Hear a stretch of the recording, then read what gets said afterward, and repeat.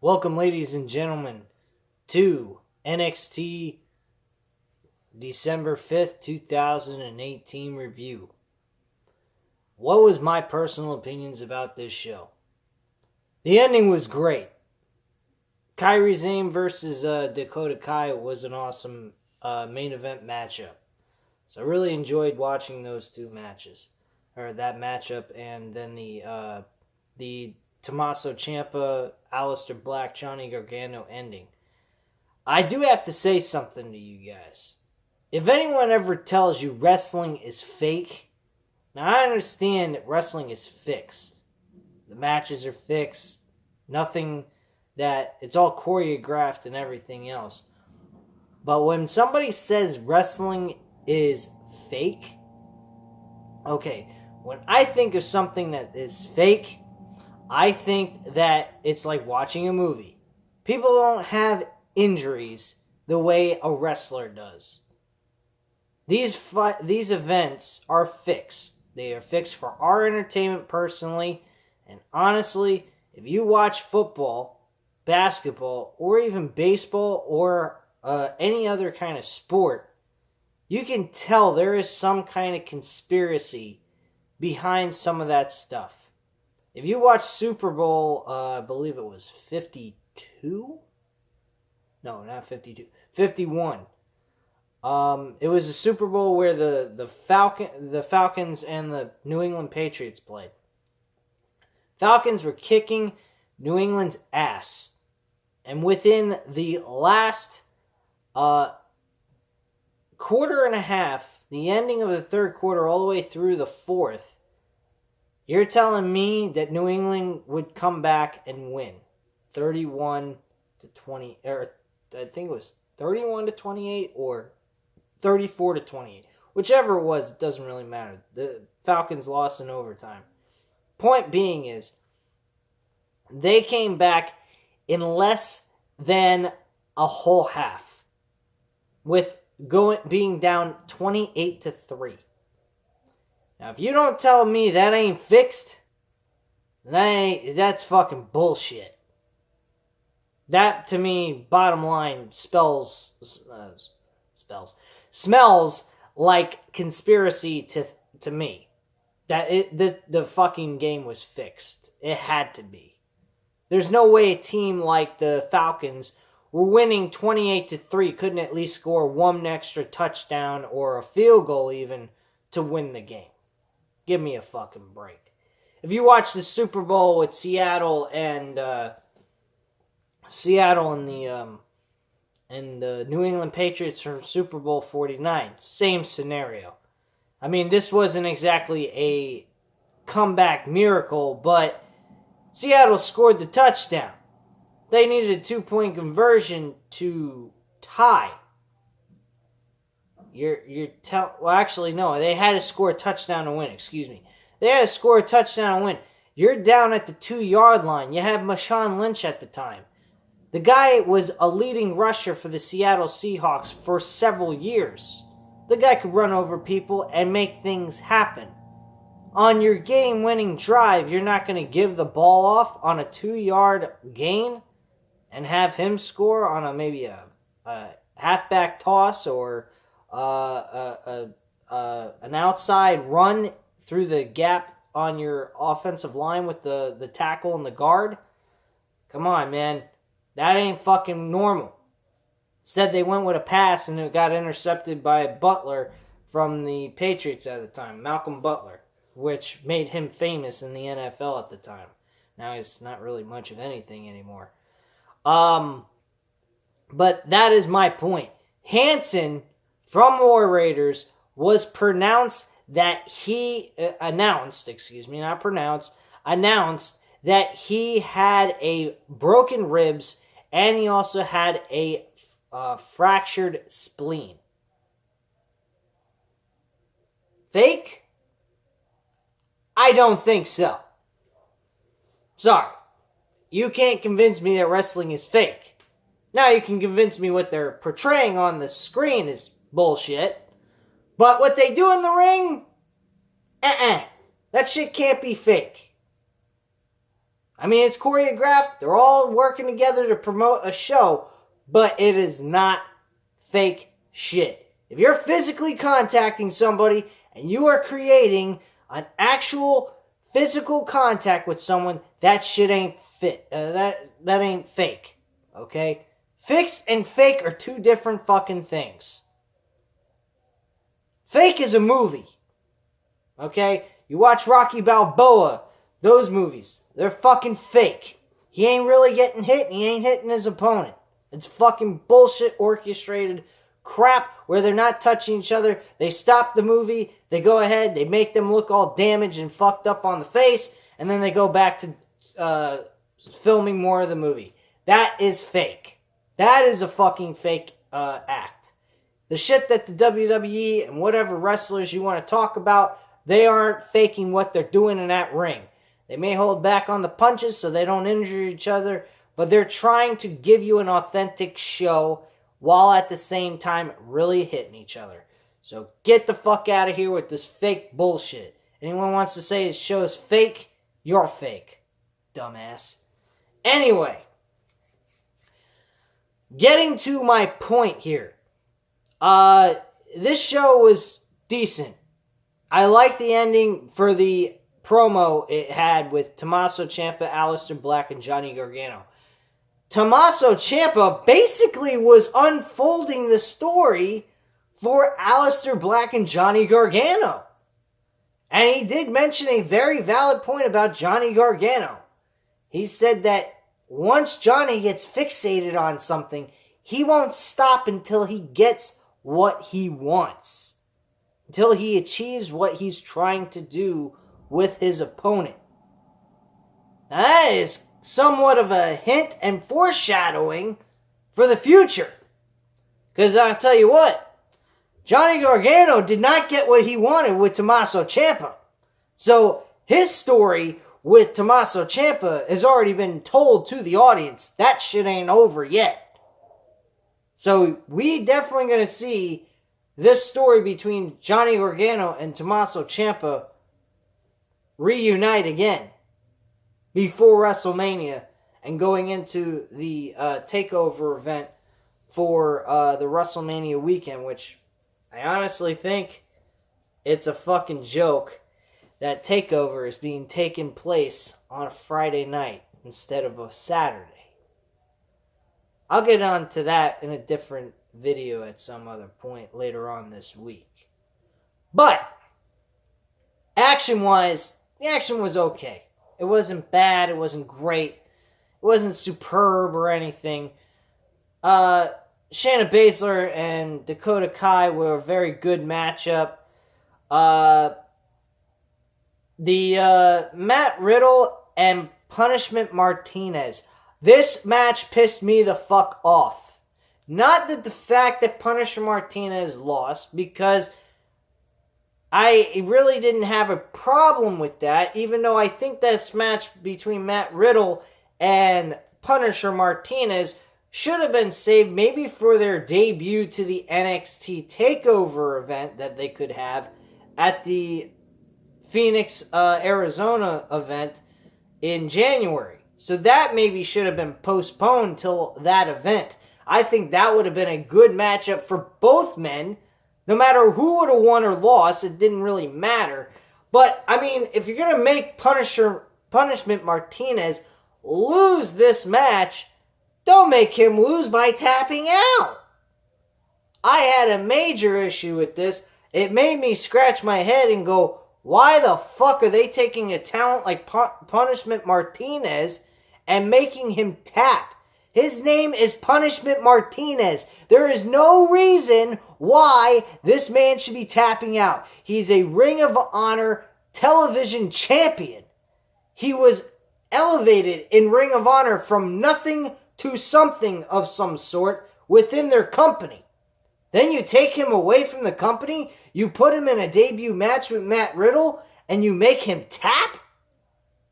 What the fuck kind of nonsense is that? That is one thing on this show pissed me the fuck off. I really did not understand that, and I hope they rectify the issue with Punishment Martinez get him on a winning streak. Really, Punishment Martinez should have went up against an enhancement talent and went up against them instead. Not Matt Riddle. Matt Riddle is a guy that they're trying to push into a main event type of look on the NXT roster. So him losing to Punishment Martinez was a no-go. I wouldn't have agreed with that either. But if you're going to go ahead and give Punishment Martinez, someone to, the audience to get a look at and get a feel of what he's like in the ring, don't make him lose by tap out. Come on. They could do better than that. I didn't like that. I thought that was bullshit. First match, he's tapping out. His name's fucking Punishment Martinez, and he's losing by tap out. I mean, I can understand a knockout, but a fucking tap out? Come on. Clearly, there was something wrong there. Dakota Kai didn't even look like she tapped out in her matchup with Shayna Baszler. Shayna Baszler just basically made her look like she got knocked out.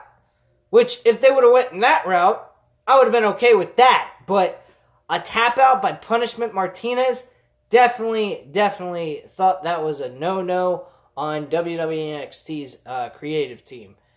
Man, I have never disagreed on NXT's creative team ever on certain things, but that finish, I definitely agree with.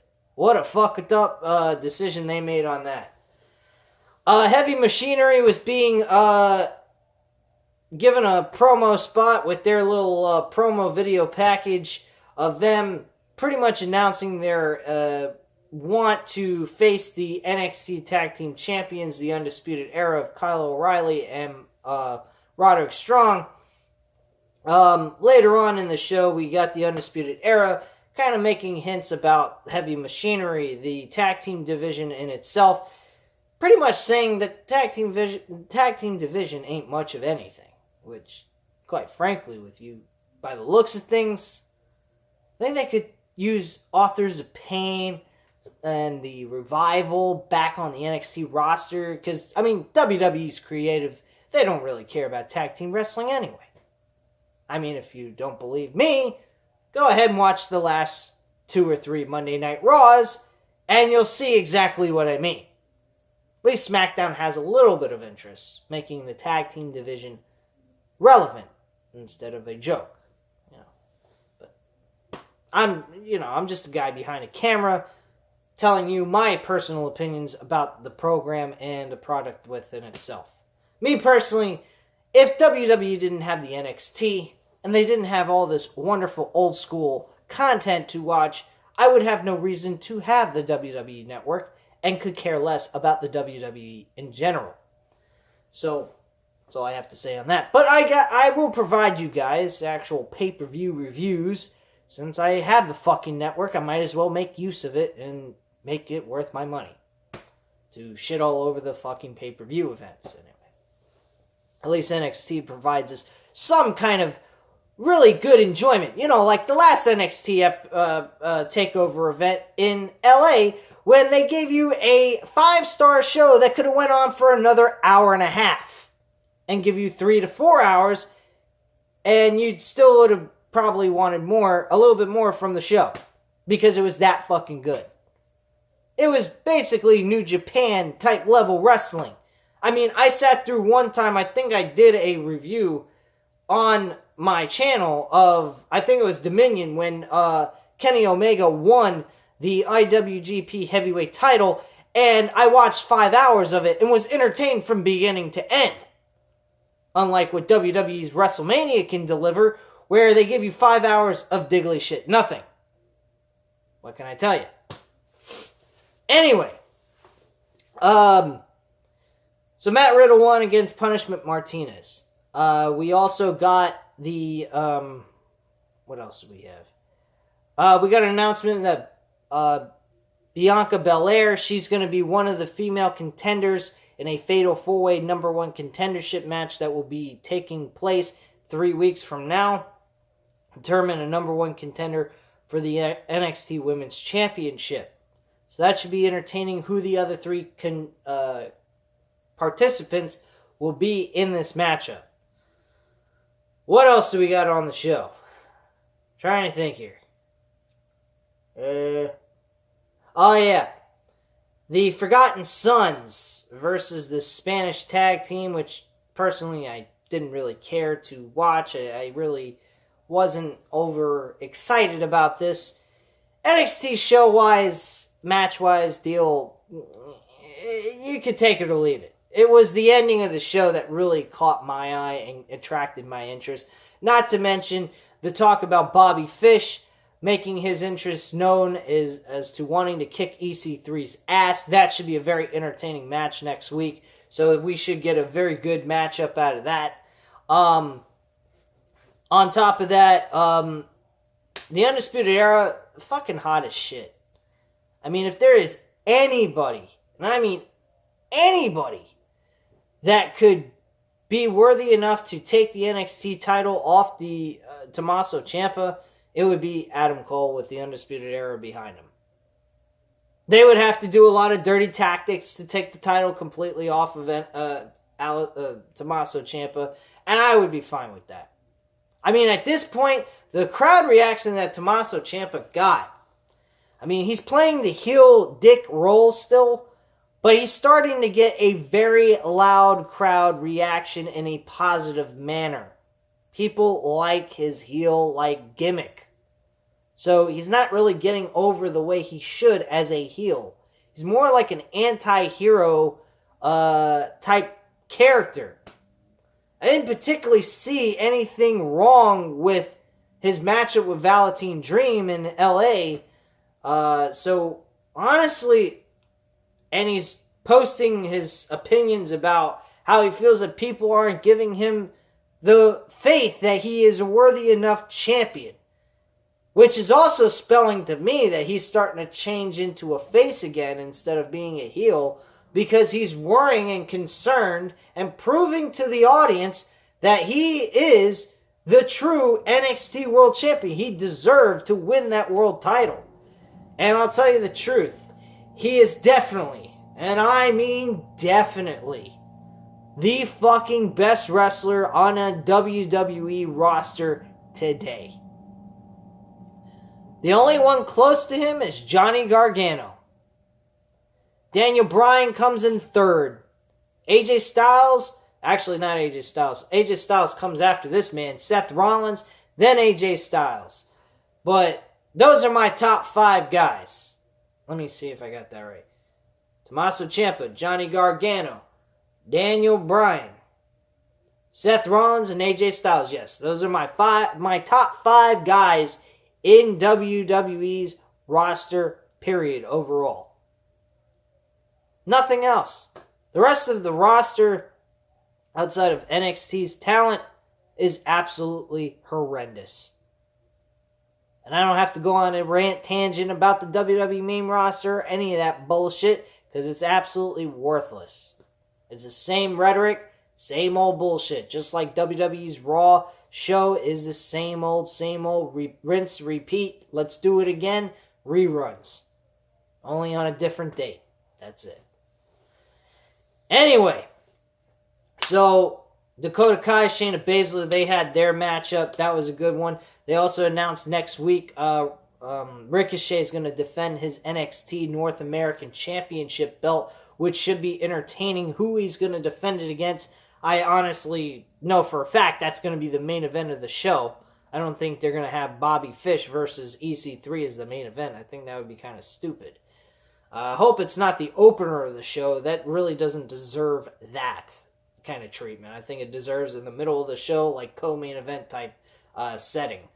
But overall, storyline telling, very good. Velveteen Dream, he also had a segment. I didn't quite hear what he said. It was so fucking low. I couldn't understand what he said at the end. Is it Velveteen? Is it Dream over? Is the Dream still on? Some kind of shit. I didn't really get to hear exactly what he said. It was kind of low. I was watching it off of my cell phone as well. Why I was watching it off my cell phone, I was doing other things on my cell phone on top of that, so I just figured, what the hell, I'm sitting out here, out in the living room, doing something on my cell phone. I might as well watch the show on my cell phone, making it easier for me to tune in, pay attention to what I was watching. So there you go on that. my big explanation why I watch the show on the fucking cell phone instead of on a big screen TV. But regardless of all that, Tommaso Ciampa, very good storytelling. He might as well have been one of the fucking creators of WWE NXT's creative writing tonight, because he basically was telling the story of how Johnny Gargano is relentless and that they should have this match at the Phoenix, Arizona takeover event inside of a fucking steel cage. Only one step closer to a Hell in a Cell. And honestly, guys, this needs to happen. Johnny Gargano needs to beat Aleister Black. Then Johnny Gargano needs to be the #1 contender and face Tommaso Ciampa in Hell in a Cell at the NXT TakeOver event for the WrestleMania weekend. That's all I have to say at this time. Leave your comments and opinions down below. I'll definitely get back to you on that. And hit the like button if you liked the video, and hit the subscribe button if you're not already subscribed to the channel. Thank you very much for watching. Hope you enjoyed the video, and have a great night. Bye.